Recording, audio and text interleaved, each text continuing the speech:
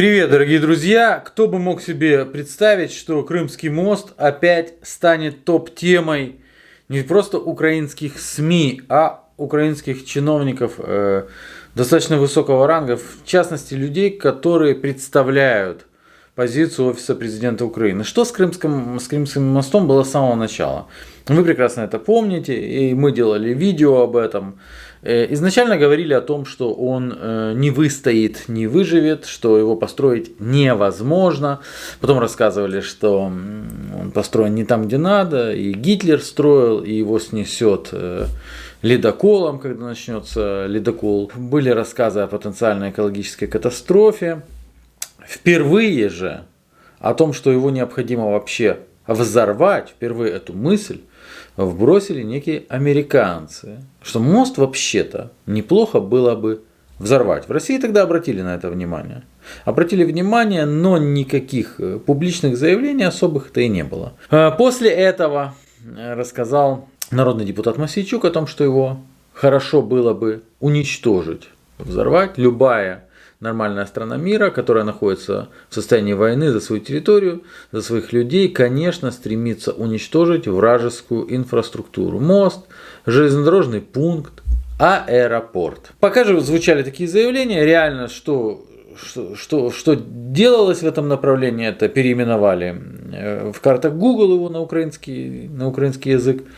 И также начали публиковать фотографии, но они в принципе не прекращали о том, что курорты в Крыму опустели, людей в Крыму нет, и по мосту тоже никто не ездит. При Порошенко начали акцентировать внимание на том, что Украина постепенно запасается оружием, которое способно уничтожить Крымский мост. Говорили об этом не какие-то просто эксперты, кто-то где-то вышел, проэкспертился и ушел, а начало заявлять окружение Порошенко. Вот что интересно. Украинские истребители на испытаниях сопроводили ракету, способную уничтожить Крымский мост. В середине июля бывший глава СНБО Турчинов заявлял, что благодаря комплексу крылатых ракет «Нептун» Украина сможет уничтожить Крымский мост за несколько минут. Это было при Порошенко. Мы не можем сказать, что это были многолетние провокации. Такого заявлять сейчас не принято. И мы тоже не будем об этом заявлять. И то, что заявление Зеленского, к примеру, про ядерное оружие, про то, что Украина вернется в ядерный статус, также являлось провокацией. Это тоже не надо говорить, и мы этого тоже говорить сейчас не будем. Также провокацией не являлось вот это вот, что Зеленский поручил вооружить флот уничтожителями Крымского моста. Я должен заметить, что 10 февраля, то есть за 2 недели до вторжения, Информнапалм сделал заявление, РФ может подорвать Крымский мост как повод для вторжения. Что такое Информнапалм? Да? Информнапалм такое объединение, там есть ряд и психически не очень адекватных людей, то есть там они постоянно пытаются заработать на чем-то, на чем придется. То выпускают карты смерти, так называемые, где там пропечатали. Причем пропечатали они туда, понятно, да, логически, они там напечатали там некоторых там людей, которые занимаются пропагандой в России, да, российских военных, и шария засунули. Почему? Потому что я этого информнапалмчика отхлестал несколько раз за фейки. Все, засунули туда шария, принесли этому самому главнокомандующему, он порадовался с этими картами, дай бог. Я думаю, этими картами вы побьете все российские войска. Далее, генерал уже, это уже после вторжения происходит, а именно 19 апреля генерал сообщил, что после уничтожения Москвы можно уничтожить и Крымский мост. Это не просто какой-то генерал, это экс-заместитель начальника Генштаба ВСУ, генерал Романенко. Он сейчас выступает больше экспертом, там все, но это генерал. Он заявил о том, что можно уничтожить Крымский мост. К этому же заявлению присоединяется и Данилов. А Данилов любитель делать заявления такого плана. То есть какие-то вот они ничего не значат, за ними ничего не стоит, но они способны провоцировать. Просто, знаете, такой-то потролити, як то кажуть, да? Вот. Как только будет возможность, Данилов допускает уничтожение Крымского моста. Заявил он это 20 апреля, 19-20, да? Я хочу вам показать, что произошло после этих заявлений. Сразу подчеркну, для любителей пропускать что-то мимо ушей. Смотрите, я не говорю что это произошло из-за этих заявлений. Я просто показываю, что произошло. Россия наносит ракетные удары по железной дороге над Днепром, наносит 5 ракетных ударов по Полтавской области, наносит ракетный удар по Одессе и ракетный удар по Запорожью. Ночью наносит удар по Днепропетровской области, по Кременчугу. А сам Минобороны Российской Федерации заявляет о том, что нанесли удары по 66 военным объектам Украины. Я к чему? Я к тому, что, опять-таки говорю, это то с тем не связано. Но заявление «мы уничтожим», гляди, мы сейчас уничтожим, какая у них цель? Это плюс-минус тоже заявление, которое сделал Зеленский относительно ядерного оружия. Зачем? Далее, советник министра МВД Андрусев, это по совместительству еще и муж депутата от «Слуг народа», а еще по совместительству чувак, который рассказал, что Шария долго не могли в Европе арестовать, потому что не могли найти. Вы знаете? Да. Он заявляет, что Крымский мост будет разрушен. Крымский мост обязательно будет разрушен. Это вопрос времени. Такое заявление сделал советник министра МВД Андрусев. По его словам, для выполнения задачи у украинской армии уже есть необходимое оружие, но военным нужно гораздо ближе придвинуться к побережью Азовского моря. То есть теперь разведка Российской Федерации, которая, я все-таки думаю, мониторит такого рода заявления от таких лиц, да, они понимают, что как только продвинутся ближе, вот они ударят по Крымскому мосту. Ну, типа так, да? Далее. Когда рухнет Крымский мост? В сети появился даже сайт с обратным отчетом. Говорят, что инициатором этого стал также Андрусев. Я должен заметить, что потом произойдет ряд событий. Вот сразу вдруг они произойдут. Во-первых, Андрусева убирают из МВД. А во-вторых, Резников, министр обороны, там отречется от своих слов. Но об этом сейчас я расскажу. Да? Россия нанесла новые удары по Одессе. Это сразу же после заявления. Полтавщина, РФ нанесла ракетный удар с самолета. При этом, это я показываю, да, вот идет заявление, идут обстрелы. Они и без заявления идут. Просто для чего нужны эти заявления? Дальше. Украинцы предложили ряд способов уничтожения Крымского моста. Это продолжают обсуждать.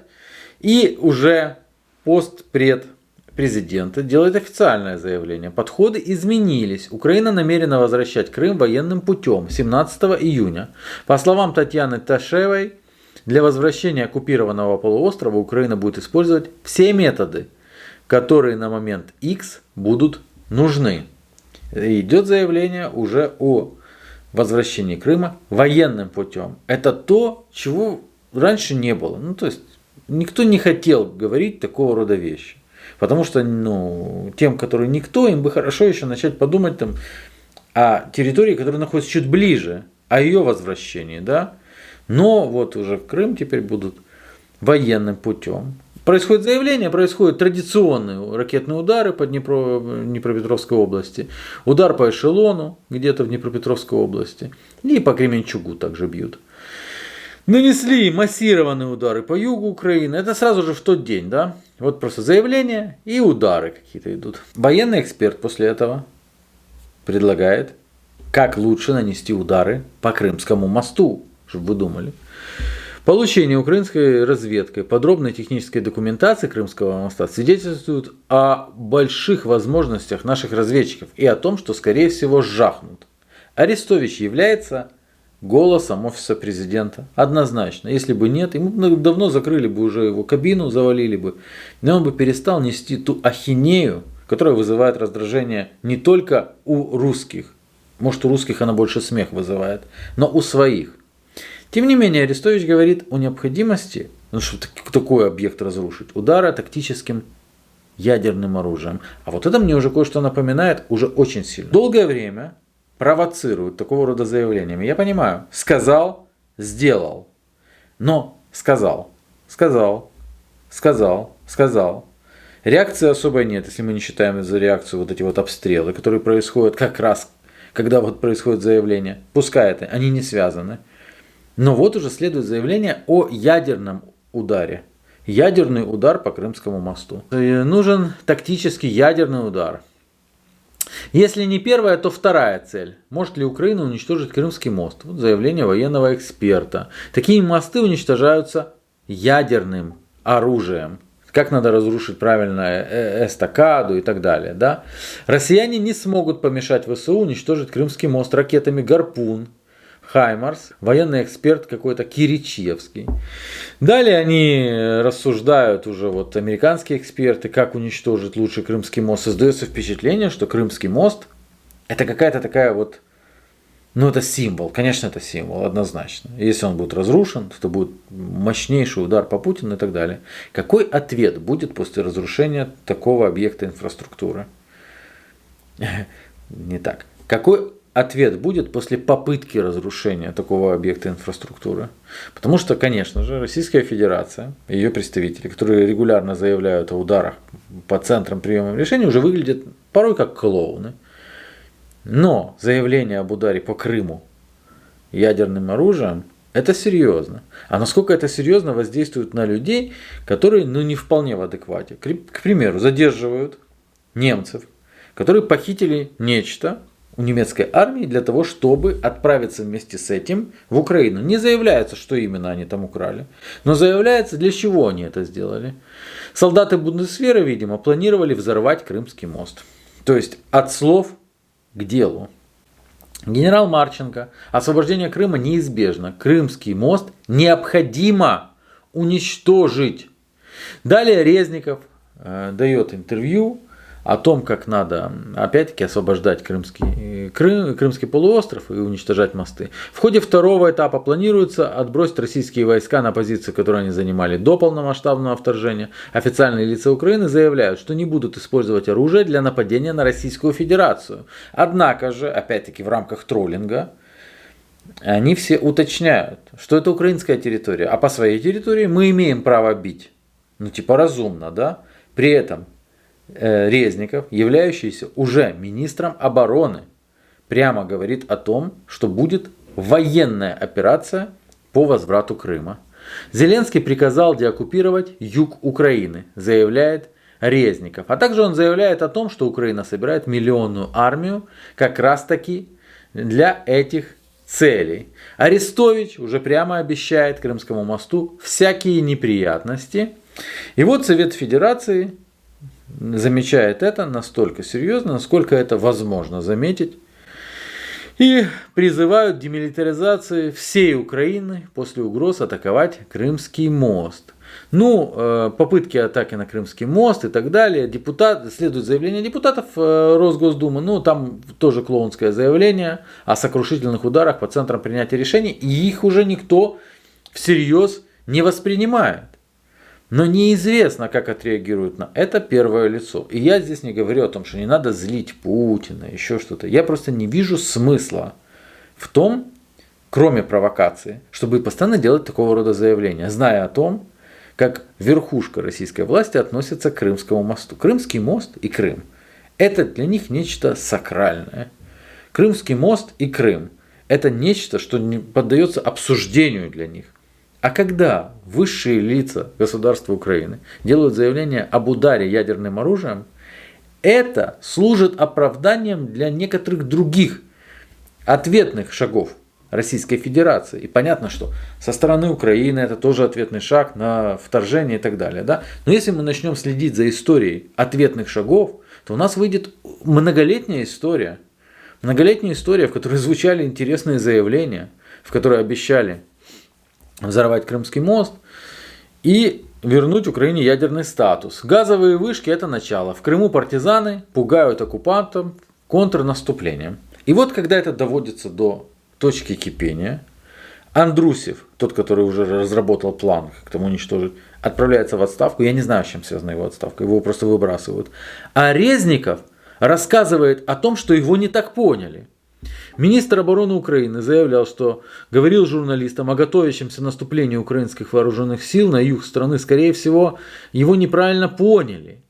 Там произошло непонимание. Я не говорил, что мы собираем миллионную армию. Пусть простят мой английский язык, он у меня не родной. Трудности перевода просто. А мне кажется, происходит провокация.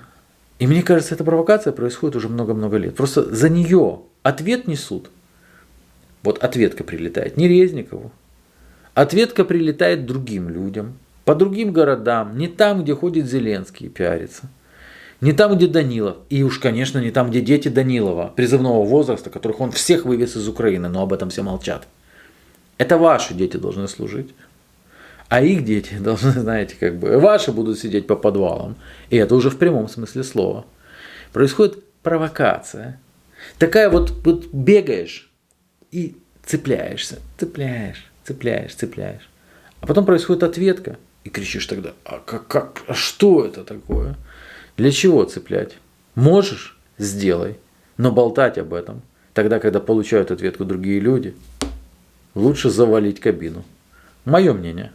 А тут еще очень важно, с учетом того, что Штаты призвали своих граждан покидать Украину, с учетом информации непроверенной, на том, что американские дипломаты покидают Украину, с учетом непроверенной информации того же самого о ряде других дипломатических представительств, мне кажется, что-то готовится.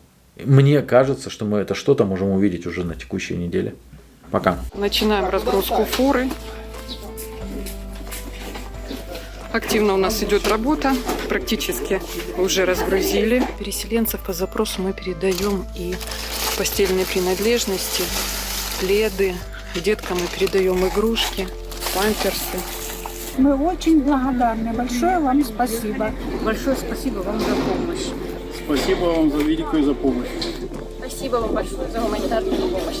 Спасибо вам за гуманитарную помощь, за то, что поддерживаете людей. Спасибо вам большое за помощь. Дітки будуть раді. Дякуємо велике вам за допомогу в таке тяжке для нас теперішнє время. Дякую. Спасибо большое за внимание.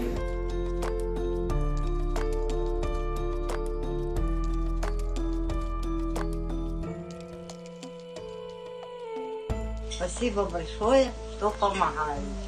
Пенсии не всегда хватает на продукты.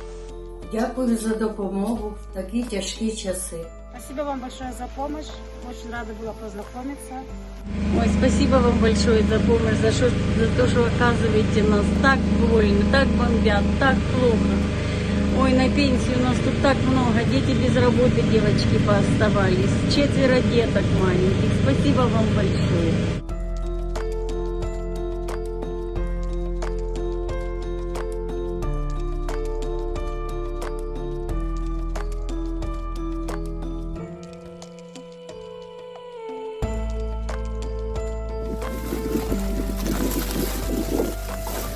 Сейчас мы доставили гуманитарную помощь для семьи с 5 детками. Мы дали много игрушек, зубные пасты, развивающие игры, памперсы и, конечно, продукты. Спасибо большое за помощь, что помогаете семьям, как у нас. Большое спасибо волонтерам, очень выручаете, особенно памперсы для ребенка. Сейчас такое тяжелое время, без вас вообще никак. Мы привезли продукты питания, игрушки, девчоночки подарили канцтовары. Спасибо большое за помощь в такое важное время для нас. Дякуем вам за помощь. Спасибо волонтерам, что нам помогают. Спасибо большое за оказанную помощь. Дай вам Бог здоровья. Огромное спасибо нашим волонтерам за помощь, за продуктовые наборы. Хотела выразить огромную благодарность волонтерам, а также партии Шария и нашим депутатам. Огромное вам спасибо всей нашей семье. Я очень благодарна вам за то, что вы заботитесь о людях в такое тяжелое время. Спасибо. Ребята, спасибо велике за допомогу вашу нашим сім'ям у такі тяжкі часи. Спасибо. Большое, огромное спасибо за помощь. Спасибо за помощь. Едем в Октябрьск, везем паре бабушек посылки с гуманитарной помощью. Нам тяжело добраться, помогаем как можем. Спасибо, огромное спасибо. Я бы без вас, конечно, бы не без. Спасибо.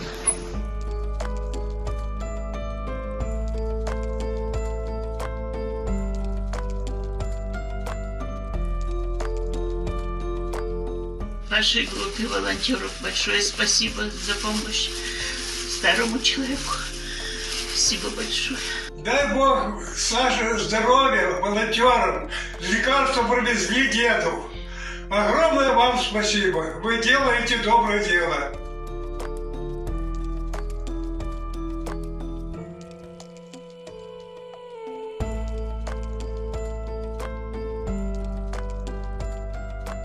Привет, друзья!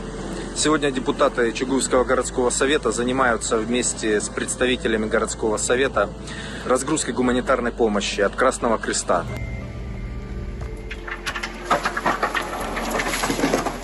Чугуевская громада получила 40 тонн продуктовых наборов от Красного Креста и в скором времени будут раздаваться всем нуждающимся.